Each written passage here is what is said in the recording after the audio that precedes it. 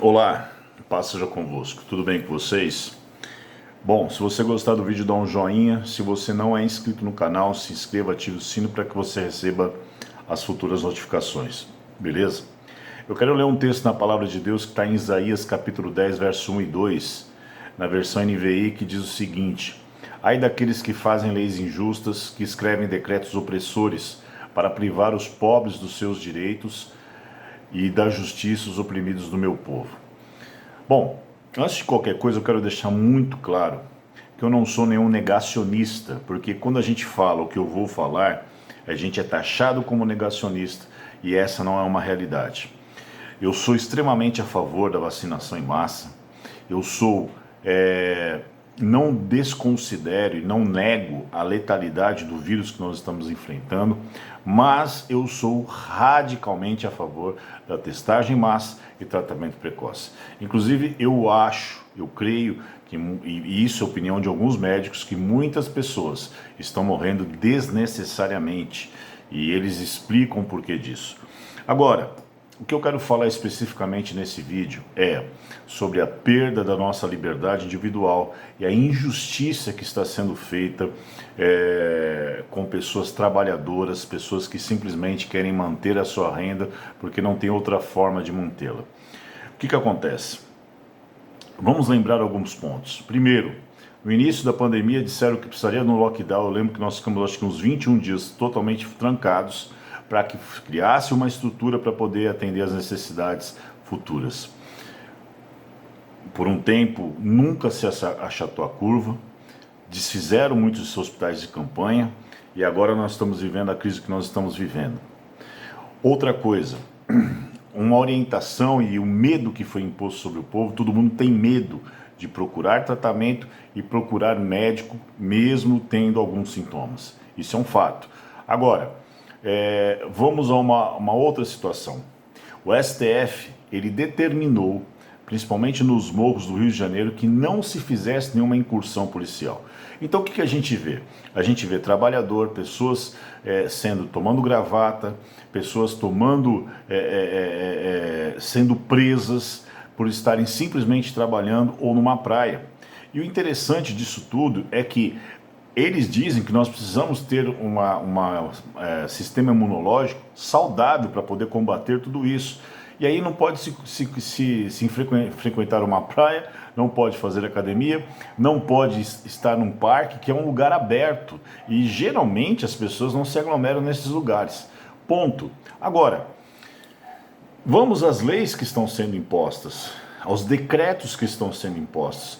Esse texto, ele é um juízo de Deus às autoridades na época de Isaías, mas ele é perfeitamente aplicável para o nosso tempo, porque olha o que diz: ai daqueles que fazem leis injustas, que escrevem decretos opressores, para privar os pobres dos seus direitos e da justiça dos oprimidos do meu povo.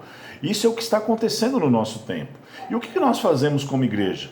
Veja, Martinho Lutero, ele foi muito claro no seguinte sentido: é nosso dever moral e obrigação desobedecer a uma lei injusta. É nossa obrigação fazer. Então o que acontece? Ele lutou pelos direitos, ele morreu lutando por direitos no seu tempo. Então ele diz que é um dever moral e uma obrigação nós como cristãos desobedecer uma lei injusta, porque uma lei injusta ela vai trazer opressão sobre o povo. E o povo tem que ser defendido por cada um de nós cristãos. E qual que é o posicionamento que nós temos como cristãos? E aí você fica numa crise porque lá em Romanos capítulo 13 diz que toda autoridade é constituída por Deus, e é verdade, e que nós devemos obedecê-la, também é verdade, mas também é verdade que lá diz que ela pode ser como uma espada de juízo de Deus sobre o povo. Então muitas vezes, em consequência do nosso pecado, é que isso acaba se voltando contra nós, e nós temos que entender isso e ter o discernimento espiritual desse tipo de situação. Mas aí eu quero te dar dois exemplos. Primeiro, de pessoas que não obedeceram leis em seu tempo. Primeiro foi Daniel. Por quê? Ele foi vítima de um conluio das autoridades da época que convenceram o rei Dário a firmar um decreto que qualquer pessoa que orasse, não o adorasse, mas simplesmente orasse a um outro Deus que não fosse ele, Dário, fosse penalizado com a morte. E ele chancelou essa lei. E Daniel, o que ele fez? Ele recuou, deixou de orar, ele obedeceu? Não. A Bíblia diz que ele foi para sua casa, entrou no seu quarto, continuou como de costume, orando 3 vezes ao dia, mas ele abriu a sua janela. Ele expôs a sua fé. Ele não se moveu 1 milímetro do seu posicionamento diante de Deus. Ele continuou exercendo a sua fé. Aí nós temos o exemplo de Pedro e João, que pregando o evangelho em Jerusalém, preso por Caifás, eles são advertidos para que não pregasse mais sobre Jesus em Jerusalém. Eles saíram, continuaram pregando o evangelho de Jesus. E a Bíblia diz que eles perseveraram unânimes no templo, eles congregavam. Inclusive a Bíblia diz, não deixeis de congregar como é costume de alguns. E o que nós temos feito? Nós temos como cordeiros, como gados, aberto mão de congregarmos, de estarmos juntos, porque nós temos que ter empatia. Mas a empatia tem que ser feita do outro lado também. Mas o que eles foram presos novamente. E Caifás questiona, mas eu não disse para vocês não falarem desse Jesus? E o que eles responderam? Mais importa obedecer a Deus do que aos homens. Então, aqui temos 2 exemplos. E aí, eu quero que você depois, com calma, se você tiver curiosidade, procure o artigo 5º da Constituição, que fala das liberdades individuais. E aqui, por que eu estou citando a Constituição? Porque, juridicamente falando, um decreto não pode sobrepor uma lei. E a lei não pode ser inconstitucional. Então, se um decreto não pode sobrepor uma lei, ele não pode sobrepor a Carta Magna. E o decreto não tem força de lei.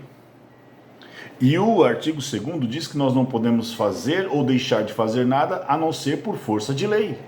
E depois temos o inciso 6º, que fala sobre a liberdade de culto, o inciso 11, que fala sobre a inviolabilidade, quase não saiu, da nossa residência, inciso 13 sobre a profissão e o inciso 15 sobre o direito de ir e vir. Nós estamos amparados pela Constituição.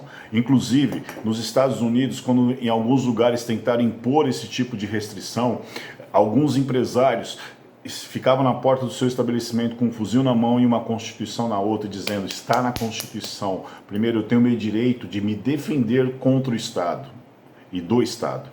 E eu tenho o direito de permanecer aberto porque está escrito. Então, se for para cumprir, nós temos que cumprir a Constituição. Agora, eu sei que muita gente vai dizer assim, mas precisa ter empatia, a igreja precisa ter empatia, mas nós precisamos ter empatia por aqueles também que estão sendo injustiçados, porque nem todo mundo consegue se manter em casa, nem todo mundo tem renda o suficiente para poder ficar trabalhando home office ou simplesmente esperando tudo isso passar. Eu vi o PG esses dias num vídeo dizendo, eu não tenho mais como me manter.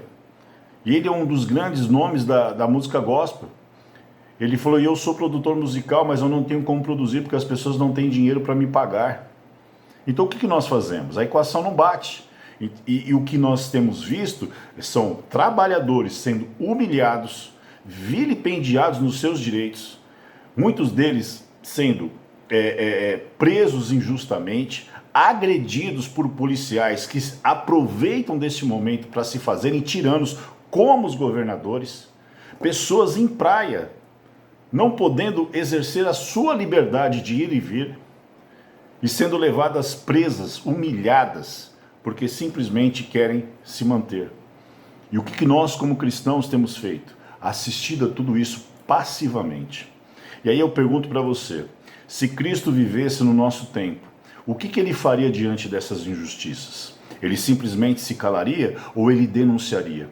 E nós temos que lembrar, porque muitas igrejas dão os seus púlpitos para que, ano que vem, muitos desses tiranos usem os nossos púlpitos para dizer que vão fazer isso e aquilo outro, mas eles não podem nem pisar dentro da igreja.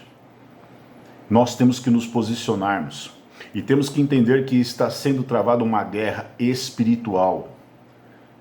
E esta guerra está sendo travada no campo político. Aqui não estou defendendo ninguém, mas uma coisa está clara: esses governadores e alguns prefeitos mancomunados estão fazendo de tudo para quebrar o Brasil, quebrar a economia, criar um colapso para depois apresentar a solução. E o pano de fundo é derrubar o governo federal. E o povo está no meio disso tudo. E aqui eu não estou falando para você ficar do lado de A ou de B, eu estou falando para você ficar como cristão do lado dos oprimidos. Ai daqueles que fazem leis injustas. Agora, como que a gente vai resolver tudo isso? Primeiro, se posicionando, denunciando essa injustiça. O que está acontecendo no nosso tempo é uma injustiça tremenda. Trabalhadores, pessoas tomando gravata, sendo arrastadas, pessoas dentro das suas casas, com 2, 3 pessoas. No início da pandemia, pessoas que estavam só orando dentro de casa, foram impedidas de orar. E nós estamos assistindo isso bovinamente. Cristo não faria isso. E aí eu quero te dizer, Efésios capítulo 1, verso 20 ao 22 diz assim: esse poder ele exerceu em Cristo, ressuscitando dos mortos e fazendo-o assentar-se à sua direita nas regiões celestiais, muito acima de todo governo e autoridade. O nosso Cristo está acima de todo governo e autoridade, poder e domínio e todo nome que se possa pronunciar, não apenas nesta era, mas também na que há de vir. Deus colocou todas as coisas debaixo dos seus pés e o designou como cabeça de todas as coisas para a igreja. Cristo nos deu este domínio, Ele governa na sua igreja e através da sua igreja. Nós somos a manifestação do Cristo nesse tempo e nós temos que nos posicionarmos. Aqui eu não estou negando nada, não estou dizendo que não tenha que tomar os cuidados, porque as igrejas têm feito seus protocolos e tudo, exercido as coisas sanitárias, enfim, mas temos que nos posicionarmos contra as injustiças que estão sendo praticadas no nosso tempo e nos levantarmos contra a tirania desses governos que estão impondo situações insustentáveis, porque já tem muita gente passando fome, muita gente depressiva, as crianças estão sendo vítimas, muitos deles, de uma pressão psicológica, há muitos abusos, aumentaram os abusos de crianças, de mulheres nos seus lares, e já há muito suicídio sendo praticado. E o que nós estamos fazendo? Simplesmente querendo ficar bonito na foto. Não, nós não temos que nos preocuparmos com a nossa reputação, porque nós temos que ter agora, é tempo de orarmos, é tempo de nos voltarmos para o Senhor, mas é tempo também de nos posicionarmos perante a sociedade e clamarmos a Deus: Senhor, faça justiça nesse tempo e usa a minha vida como instrumento da tua justiça. Que a gente se lembre desses governantes no ano que vem e que nunca mais nós venhamos dar os nossos púlpitos para essa gente, porque púlpito é lugar de pregar Jesus, não é lugar de falar de política. É de lugar de falar de política, sim, embasado na palavra de Deus. E que Deus possa, através de nós e através da intercessão, da oração, responder a cada um de nós e usar as nossas vidas para trazer justiça, para trazer cura, para trazer a manifestação da sua graça nesse tempo, porque tudo que o mundo precisa é de Jesus Cristo. E outra coisa, você crente, não tenha medo na morte, não tenha medo de morrer. Eu vejo crentes desesperados. O que você precisa ter é vida no altar, vida de intimidade, não temer a morte, porque a morte para nós cristãos é apenas uma passagem. Como Paulo dizia, viver para mim é Cristo, morrer é lucro. Então, não é que a gente vai fazer tentar a Deus e viver uma vida insana, não. Eu estou reconfortado pela segurança que tenho, que se hoje, amanhã eu morrer, eu estarei nos braços do meu Pai.